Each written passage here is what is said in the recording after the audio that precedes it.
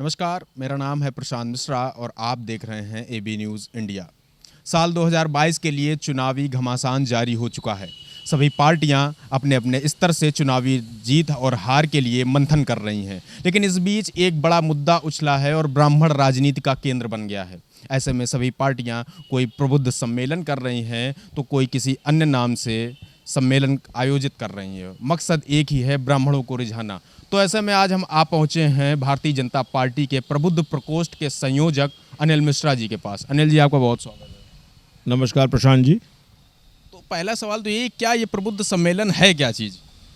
भाई, भारतीय जनता पार्टी की स्थापना काल से प्रबुद्ध प्रकोष्ठ का संगठन रहा है और हमेशा प्रबुद्ध प्रकोष्ठ की गतिविधियां होती रही हैं। अन्य किसी राजनीतिक दल के ना तो प्रबुद्ध प्रकोष्ठ जैसी कोई वहाँ पर संगठनिक गतिविधियाँ थी। अन्य राजनीतिक दल तो चुनाव की दृष्टि से प्रबुद्ध सम्मेलन कर रहे हैं।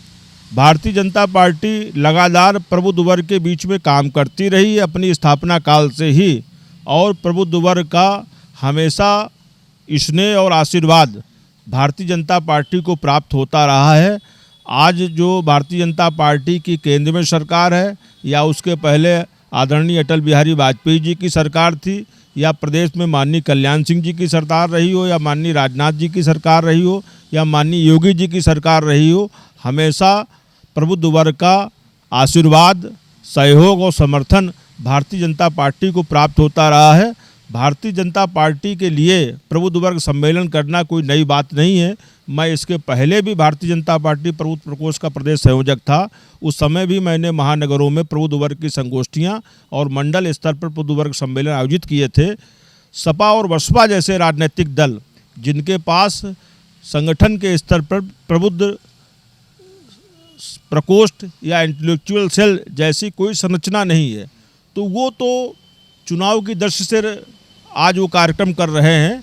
भारतीय जनता पार्टी हमेशा प्रबुद्ध वर्ग के बीच कार्यक्रम करती रही है। भारतीय जनता पार्टी के लिए नई बात नहीं है। भारतीय जनता पार्टी प्रदेश नेतृत्व ने ये निर्णय किया कि हम उत्तर प्रदेश की 403 विधानसभाएं जो हैं वहाँ पर हम जाएंगे, और हमारी सरकारों ने, विशेष करके केंद्र और प्रदेश की सरकारों ने जो काम किया है, विशेष करके डेवलपमेंट के काम, विशेष करके कानून व्यवस्था के काम, इंफ्रास्ट्रक्चर के काम, अपराध के प्रति जीरो टॉलरेंस के काम, और दूसरी बात जो बल्क स्तर पर जो पारदर्शी ढंग से जो नियुक्तियां की गईं, और किसानों के लिए, व्यापारियों के लिए, प्रबुद्ध वर्ग के लिए जो जो सरकार ने काम किए हैं, और साथ में केंद्र सरकार ने विशेष करके जो हमारा प्रारंभिक एजेंडा था। भारतीय जनता पार्टी हमेशा अपने घोषणा पत्र में रहती थी कि चाहे धारा 370 हो या 35 हो, उसको ख़त्म किया हमारी सरकार ने। नहीं, वो तो किया, ठीक है, लेकिन हमारा कहने का मतलब ये प्रबुद्ध सम्मेलन क्या है? ये ब्राह्मणों को रिझाने के लिए सम्मेलन है, ये ब्राह्मण सम्मेलन क्यों नहीं इसको नाम रखा गया? देखिए, ये जिस सम्मेलन की आप बात कर रहे हैं, इसके पीछे बहुजन समाज पार्टी का तो उद्देश्य हो सकता है। भारतीय जनता पार्टी किसी जाति का सम्मेलन कभी नहीं करती है। भारतीय जनता पार्टी हमेशा राष्ट्रवादी सोच को लेकर के बात करती है। भारतीय जनता पार्टी उन लोगों के बीच में बात करती है जो देश के प्रति प्रेम करते हैं, जो राष्ट्रवाद के प्रति आस्था रखते हैं, जो भारत की सांस्कृतिक चेतना के प्रति निष्ठा रखते हैं। प्रबुद्ध सम्मेलन में कौन आता? फिर मेरा प्रश्न हुआ, ये प्रबुद्ध सम्मेलन में कौन से लोग आते हैं, ये बताइए। प्रबुद्ध सम्मेलन में प्रबुद्ध वर्ग में विशेष करके हम लोग जैसे शिक्षक हैं, चिकित्सक हैं, अधिवक्ता हैं, चार्टर्ड अकाउंटेंट हैं, अच्छे व्यापारी हैं, रिटायर्ड अधिकारी हैं, रिटायर्ड कर्मचारी हैं, ऐसे लोगों के बीच में हम अपनी बात कहते हैं। लेकिन माना तो ये जा रहा है कि प्रबुद्ध सम्मेलन यानी कि ब्राह्मणों का एक सम्मेलन आयोजित किया जा रहा है, और जब भी प्रबुद्ध सम्मेलन की बात होती है तो ब्राह्मणों की बात होके आती है, निकल के सामने आती है। नहीं, भारतीय जनता पार्टी में प्रबुद्ध वर्ग सम्मेलन का मतलब ब्राह्मण सम्मेलन नहीं है। ये बहुजन समाज पार्टी का मतलब तो ब्राह्मण सम्मेलन हो सकता है, क्योंकि सतीश मिश्रा जी जो माने बहुजन समाज पार्टी के राष्ट्रीय पदाधिकारी हैं और प्रदेश के बड़े वरिष्ठ अधिवक्ता हैं, जिन्होंने कानून का खूब अध्ययन किया है, न्याय शास्त्र का भी बड़ा अध्ययन किया है। मैं उनसे पूछना चाहता हूं कि प्रबुद्ध वर्ग सम्मेलन के नाम पर समाज में ये जातिवाद जैसी ये विषम बेल को क्यों बो रहे हैं। मुझको बड़ा दुर्भाग्य होता है जब उनके प्रबुद्ध वर्ग सम्मेलन में मैं सुनता हूँ कि दुर्दांत अपराधियों को महिमा मंडित करते हैं। मैं इस आपके माध्यम से उसने पूछना चाहता हूं कि जो बिकरू कांड की बात करते हैं या जो खुशी दुबे की वो बात करते हैं, मैं उनसे पूछना चाहता हूं कि स्वर्गीय संतोष शुक्ला का जो पुत्र जो विकलांग है, जो बहुत कम उम्र में था जब उनकी हत्या शिवली कोतवाली में हुई थी, क्या सतीश मिश्रा जी संतोष शुक्ला के पुत्र और उनकी पत्नी की चिंता नहीं कर सकते हैं? एक नहीं दर्जनों ब्राह्मणों की हत्याएं उस दुर्दांत अपराधी के द्वारा की गई। पंडित सोनेलाल चतुर्वेदी जो बिकरू गांव के निवासी थे, जिनकी 14 बीघे भूमि को कब्जा कर लिया गया, उसके पहले उनकी हत्या की गई। नहीं, तो आपने कहा कि चलिए आपने जो जिक्र कर दिया हम उस पर आने भी वाले थे, संतोष शुक्ला का आपने जिक्र किया, तो पहला सवाल तो यही है कि वो विकास दुबे की बात नहीं कर रहे हैं, वो खुशी दुबे की बात कर रहे हैं। तो क्या आपकी नज़र में खुशी दुबे दोषी है? पहला सवाल। और दूसरा ये है कि संतोष शुक्ला का आपने जिक्र किया, संतोष शुक्ला के पुत्र का, बीजेपी ने संतोष शुक्ला के परिवार के लिए क्या किया? भाई बीजेपी ने संतोष शुक्ला जी की पत्नी को उनके निधन के बाद चौबेपुर विधानसभा से बीजेपी ने उनको टिकट दी। बीजेपी ने संतोष शुक्ला की पत्नी को उनके निधन के बाद संविदा बोर्ड का चेयरमैन बनाया। वो दुर्भाग्य था कि वो चुनाव नहीं जीत पाई, मात्र 502 वोट से हार गई। लेकिन भारतीय जनता पार्टी कभी हमें आपने पूछा जो माने बसपा का बहुजन समाजवादी पार्टी का जो प्रबुद्ध वर्ग सम्मेलन चल रहा है, मैं वो पूछना चाहता, मैं वो बात उस संदर्भ में कर रहा हूँ कि उस व्यक्ति, उन्होंने अभी कानपुर में आए थे, शिवली रोड पर एक गेस्ट हाउस में उन्होंने कहा कि ये सरकार में गाड़ी पलटा करके हत्याएं की जा रही हैं। मैं उनको पूछना चाहता हूं, क्या संतोष शुक्ला ब्राह्मण नहीं थे? मैं उनसे पूछना चाहता हूं, पंडित सिद्धेश्वर पांडे जिनकी हत्या दिन दहाड़े शिवली बस स्टॉप पर की गई, वो ब्राह्मण नहीं थे? क्या पंडित सोनेलाल चतुर्वेदी जी ब्राह्मण नहीं थे? क्या जिस दिन संतोष शुक्ला जी की हत्या हुई उस दिन एक नौजवान अजय मिश्रा की हत्या की गई, जिसकी कुछ ही दिन पहले शादी हुई थी, जिसकी एक बेटी है, क्या वो ब्राह्मण नहीं थे? या एक अजय मिश्रा जो मेरा चचेरा भाई था, उसकी दलीप नगर में उनके गुर्गों के द्वारा हत्या की गई, क्या वो ब्राह्मण नहीं थे? क्या लल्लन वाजपेयी चेयरमैन जिनके घर पर बम चलाए गए, जिसमें 2 ब्राह्मण की, पंडित कौशल किशोर तिवारी और पंडित श्री कृष्ण बिहारी मिश्रा, उनकी हत्या की गई, क्या वो ब्राह्मण नहीं थे? क्या दिनेश दुबे जी जो केबल ऑपरेटर थे, उनकी हत्या की गई, क्या वो ब्राह्मण नहीं थे? इसके अलावा संतोष मिश्रा जी, जाने कितने लोगों शिवली के अग्नोत्री लोगों की ज़मीन पर कब्जा किया गया, क्या ये ब्राह्मण नहीं थे? क्या उस बिकरू के अगल बगल के जो 500 करीब 50 और 100 के बीच के गांव थे, जहां पर उसके गुर्गों के द्वारा ब्राह्मणों की ज़मीन कब्जा की गई, ब्राह्मणों को सताया गया? मैं सतीश मिश्रा से पूछना चाहता हूं कि इन ब्राह्मणों की भी चिंता कर लें, या आदरणीय स्वर्गीय देवेंद्र मिश्रा जी जिनकी हत्या की गई, जिनकी 2 छोटी छोटी बेटियां हैं, क्या देवेंद्र मिश्रा ब्राह्मण नहीं थे? सतीश मिश्रा को एक अपराधी में ही ब्राह्मण तो दिखाई पड़ता है। नहीं, वो सवाल ये है कि खुशी दुबे क्या दोषी है या निर्दोष आपकी नज़र में, क्योंकि वो तो कोर्ट तय करेगा, लेकिन आपकी नज़र में क्या है? देखिए, एक चीज़ मैं आपको बता देना चाहता हूं, चूँकि अब ये मामला खुशी दुबे का न्यायालय में विचाराधीन है, मैं इस पर बहुत कमेंट नहीं करना चाहता हूं, लेकिन मैं ये अच्छी तरह से बताना चाहता हूं कि खुशी दुबे की अमर दुबे से शादी भले कुछ दिन पहले हुई हो, लेकिन खुशी दुबे विकास दुबे और अमर दुबे से सालों संपर्क में पहले से थी, बिकरू आना जाना था, ये लोग आते जाते थे। और दूसरा सवाल ये कि संतोष शुक्ला जी की बात हुई कि अब उनके पुत्र जो हैं वो किस स्थिति में हैं, क्योंकि वो जो उस दौरान जो घटना हुई थी उस समय छोटे थे और 2001 में ये कांड हुआ था, लेकिन 2000 में जो सिद्धेश्वर की उन्होंने हत्या की थी, विकास दुबे ने अपराधी था, तो यदि उस समय उसके ऊपर किया गया होता, उसके ऊपर कार्रवाई की गई होती, तो शायद 2001 में ऐसा कांड ना होता। देखिए, ऐसा था कि उस समय उस घटना के बाद वो फरार हो गया था, और जैसे ही प्रदेश में बहुजन समाजवादी पार्टी की सरकार आई मायावती जी की, तभी उसने सरेंडर किया। उसने सरेंडर जब बहुजन समाजवादी पार्टी की सरकार आई थी तभी सरेंडर किया, उसके पहले वो फरार था।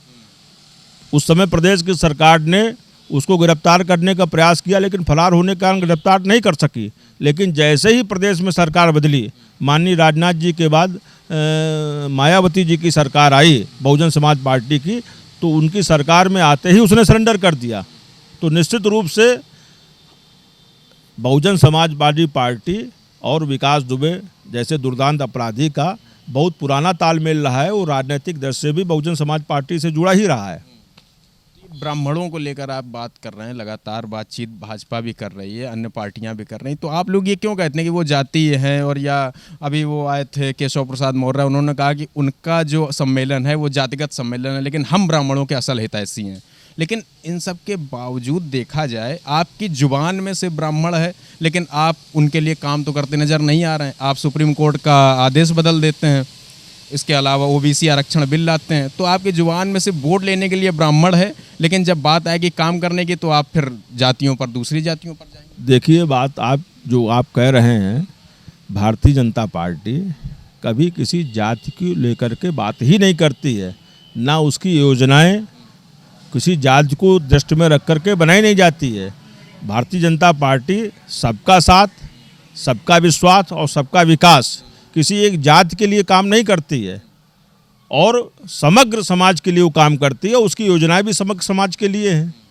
तो मैं तो पहले ही आपसे कह रहा हूं कि भारतीय जनता पार्टी, यानी आप ये बात कह रहे हैं कि भाजपा, यदि ब्राह्मण ऐसा सोचते हैं कि ब्राह्मणों की पार्टी है भाजपा, तो ब्राह्मण ऐसा ना माने, ब्राह्मण सभी की पार्टी है, ये आप कह रहे हैं? नहीं, भारतीय जनता पार्टी का प्रारंभिक से ही, जिस समय से राम जन्मभूमि आंदोलन चला है, तो ब्राह्मण समाज का हमेशा से वोट भारतीय जनता पार्टी के साथ रहा, वो आज भी भारतीय जनता पार्टी के साथ है। तो आपने क्या किया ब्राह्मणों के लिए? ब्राह्मणों के लिए हमने बहुत सी जो योजनाएं, हमने कानून व्यवस्था ठीक किया, हमने माने जो भ्रष्टाचार उसको कम किया, हमने जो गरीब हैं, जो पिछड़े हैं, जो कमज़ोर हैं, जो जिनकी आर्थिक स्थिति बहुत कमज़ोर है, चाहे वो ब्राह्मण हो चाहे वो दलित हो, हर एक को अपनी योजनाओं में लाभ दिया।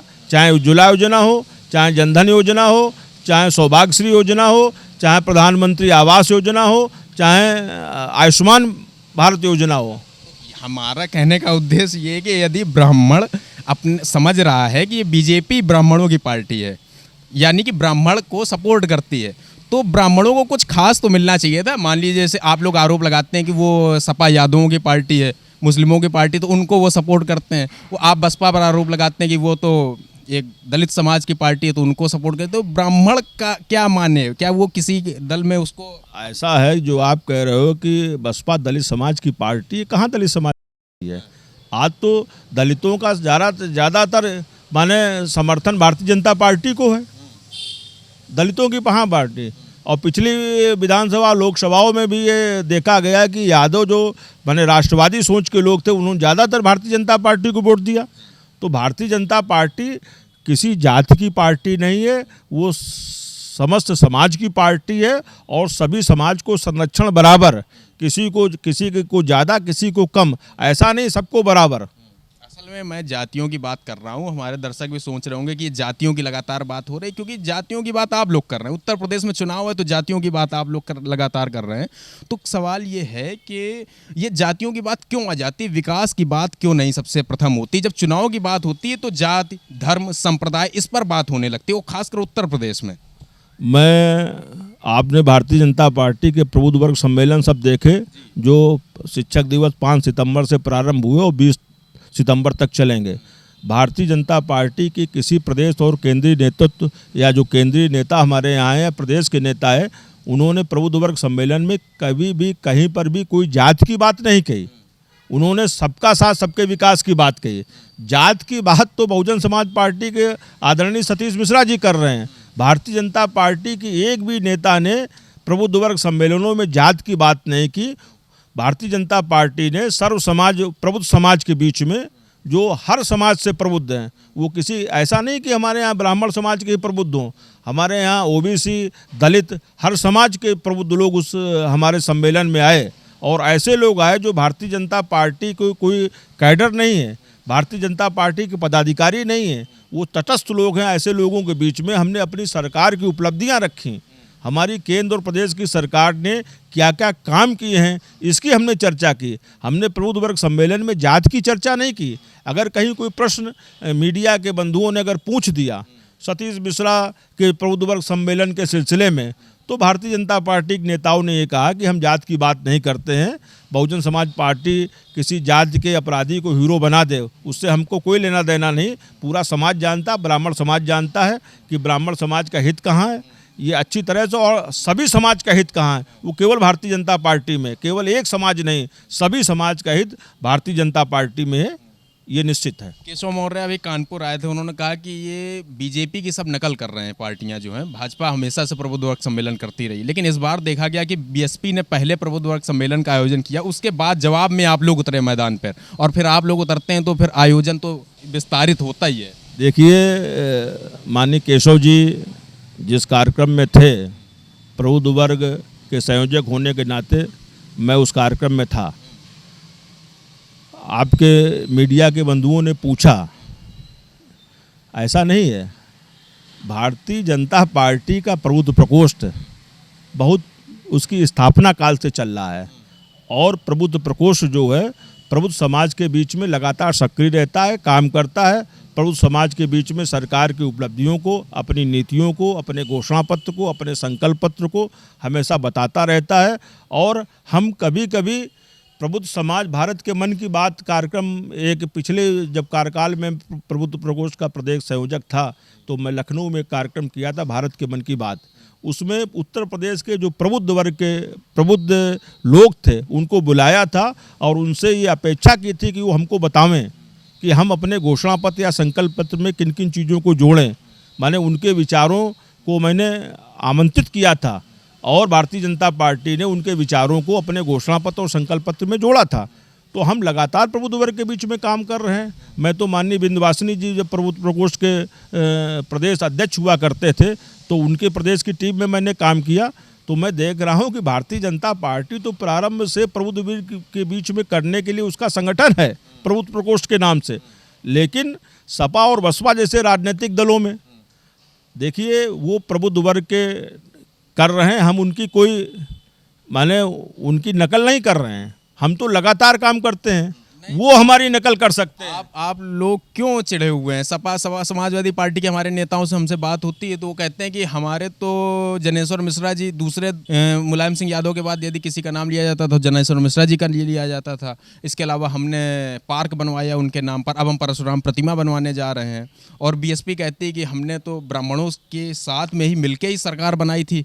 तो आप लोगों को इतनी इसमें दिक्कत क्या है? नहीं, हमको कोई दिक्कत नहीं है, वो खूब करें, हमको कोई दिक्कत नहीं है। तो आप लोग जातिवादी उनको करार दे रहे हैं? नहीं, हम लोग कहाँ, वो केवल असल में वो उनका जो सम्मेलन होता है, मैं समाचार पत्रों में उनके सम्मेलन के विषय में जो आता है वो पढ़ता रहता हूँ।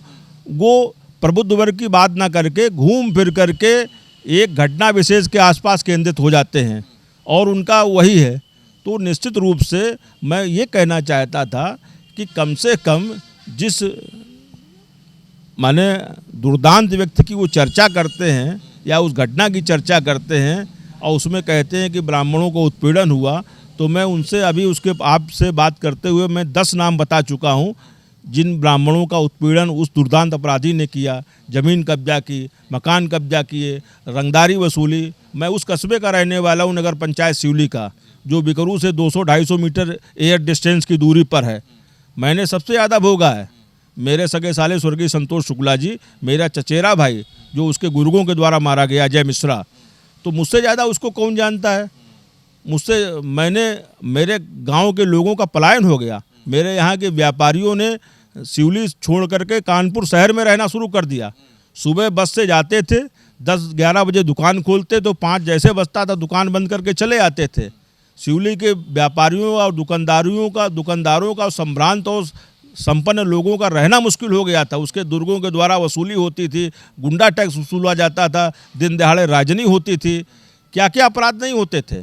मैं सतीश मिश्रा जी से पूछना चाहता हूं कि हजारों सैकड़ों की संख्या में जो ब्राह्मण उत्पीड़ित हुए हैं, जरा उनकी भी बात कर लिया करें। वो तो ये थे हमारे साथ अनिल मिश्रा जी, जिनका कहना है कि जो भारतीय जनता पार्टी है उनका प्रबुद्ध प्रकोष्ठ, ये प्रबुद्ध सम्मेलन कोई नई बात नहीं है, ये हमारा शुरुआत से ही रहा है। इसके अलावा उन्होंने कहा कि सतीश मिश्रा जो कर रहे हैं ये जातीय सम्मेलन है और ये सिर्फ चुनाव तक सीमित है।